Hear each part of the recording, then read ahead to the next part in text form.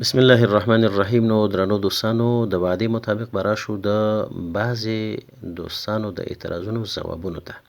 زموږ بعضې هوښیاره ووایم او که نادانه ووایم، داسې خلک شته چې د بعضې احادیثو په استناد هغوی وایي چې رسول الله صلی الله علیه وسلم د 3 ورځو نه مخکې د قرآن د ختمولو نه منع کړې ده. لکه څنګه چې د بخاري شریف په روایت کې راځي چې رسول الله صلی الله علیه وسلم حضرت عبدالله بن عمر رضی الله تعالی عنهما ته فرمایلی و چې په 2 ورځو کې ختم کړي.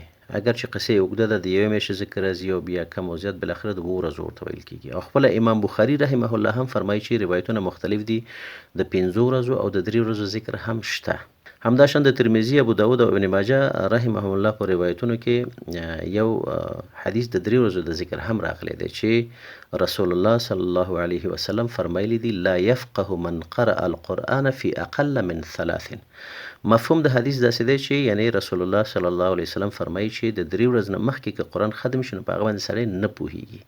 لا يفقه، نه پوهیږي. نو د دې احادیثو نه په صراحت سره معلومیږي چې قرآن کم از کم باید په 3 ورځو کې ختم شي، یا 5 ورځو کې ختم شي، 1 ورځ، خو کم از کم په 3 ورځو. 3 ورځو نه مخکې که څوک قرآن ختموي نو گویا هغه صرف هسې الفاظ لولي خو پوهیږي پې نه، غور او فکر او تدبر پکې نشي کولی. خو د دې روایاتو په دا خو یو جانب د قضیې وو.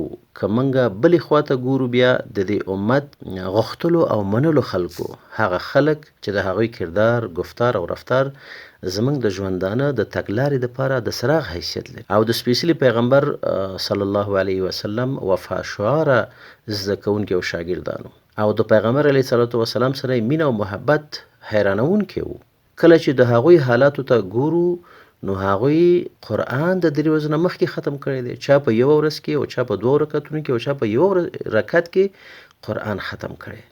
د بیلګې په توګه د پیغمبر علیه السلام خپل زوم معروف صحابي حضرت عثمان غنی رضی الله تعالی عنه په 2 رکعتونو کې قرآن ختم کړی، او حتی د حلیة الاولیاء په بل روایت کې په 1 رکعت کې راځي چې په 1 رکعت کې قرآن ختم کړی. همداشان حضرت تمیم داری رضی الله تعالی عنه په ټوله شپه کې په لمانځه کې قرآن ختمو. همداسې د طحاوي شریف په روایت کې راځي چې حضرت عبدالله بن زبیر رحمه الله چې دی هغه به په 1 رکعت کې قرآن ختم کړی. همداشان د سعید بن جبیر رحمه الله چې دی هغه هم په 1 رکعت کې قرآن په خانه کعبه کې ختم کړی. همداشان ثابت بنانی رحمه الله چې د معروف صحابي حضرت انس رضی الله تعالی عنه په خدمت کې 40 کاله پاتې شوی دی، هغه به په شپه ورځ کې یو قرآن ختمولو. په خپله د امام بخاري رحمه الله په باره کې په طبقات ابن سعد په 2 جلد صفحه 9 کې راځي چې هغه به د روژې په میاشت کې په ورځ کې یو قرآن ختموه. حتی که مخکې لاړ شو نو د تفسیر د امام حضرت مجاهد بن جبر په باره کې راځي چې هغه به د ماښام او ماسخوتن په منځ کې قرآن ختمو. د ابن کاتب په باره کې راځي چې هغه به 4 ختمه د شپې او 4 ختمه د ورځې کول. همداشان د امام ابو حنیفه رحمه الله په باره کې دا هم راځي چې هغه 40 کاله د ماسخوتن په اوداسه باندې د سهار لمونځ کړی دی. اما دا خبره هم په ټوکو بدله شوې ده، او خلک په دې خبره باندې هم بعضې متعصبین لکه انتقاد او اعتراض کوي او د عقل او د نقل نه خلاف ګڼي. حال دا چې په هدی الساری مقدمه د فتح الباری چې د صحیح بخاری شرح ده، علامه ابن حجر اسقلانی رحمه الله لیکلی دی چې امام بخاری رحمه الله په خپله وایي چې ما 40 کاله لکه قطغ نه دی خوړلی، صرف وچه ډوډۍ مې خوړلې ده، او 40 کاله هغه وچه ډوډۍ خوړلې. او د حضرت سعید بن المسیب په باره کې راځي چې هغه 50 کاله د سهار لمونځ د ماسخوتن په اوداسه باندې کړی دی. دا هم په صحیح روایتو دا خبره ثابته ده. د دې واقعاتو د بیانولو نه وروسته چې څو سوالونه پیدا کیږي، هغه دا دي چې د دې زمانې شیخان ځان ته امام ابو حنیفه رحمه الله باندې ولې انتقاد او اعتراض کوي؟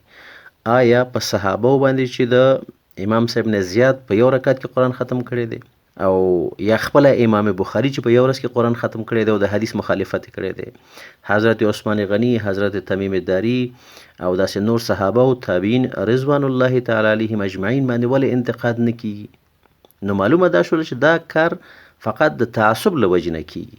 کنه په دې کار کې د امام ابو حنیفه کوم خصوصیت نشته دی بلکې صحابه او تابعینو دا کار کړی دی. بل سوال دا دی چې صحابه ولې دا کار وکړ؟ صحابه کرامو او یا د امام بخاری په شان شخصیت څنګه د حدیث مخالفت وکړ او د دې ورځ نه مخکې دوی قرآن ختم کړ؟ د صحابه ایثار، قربانی، مینه او محبت د رسول الله صلی الله علیه وسلم سره مثالی وو.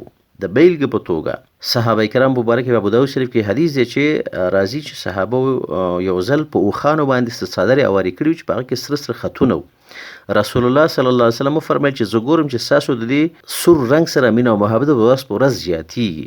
صحابه کرام وایي چې د رسول الله صلی الله علیه وسلم په دې خبرې په اورېدو سره موږ دونه وارخطا شو، فورا منډه کړه چې حتی اوښان زموږ په دې دفدن پاسېدلو باندې اته اوښان وارخطا شول او فورا لړو د څادرونه لرې کړه. همدغسې د عروه بن مسعود په باره کې راځي چې د حدیبیې د صلح په موقع کې د قاصد په تور باندې راغلی او د رسول الله صلی الله علیه وسلم سره ناستو، خبرې کولې او د صحابه عمل ته کتل او د حرکتونو ته کتل دی څه کوي.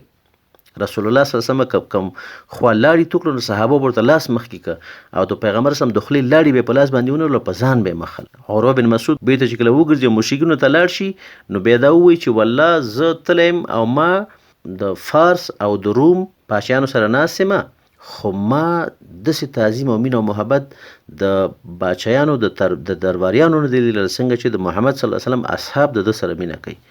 د هغه د خولې لاړې اخلي او ځمکې ته یې نه پرېږدي چې ولویږي او په ځان یې مخي. نو هغه صحابه چې د پیغمبر سره دومره مینه لري هغوی څنګه د دې احادیثو سره مخالفت کوي او د درې ورځو نه مخکې قرآن ختموي؟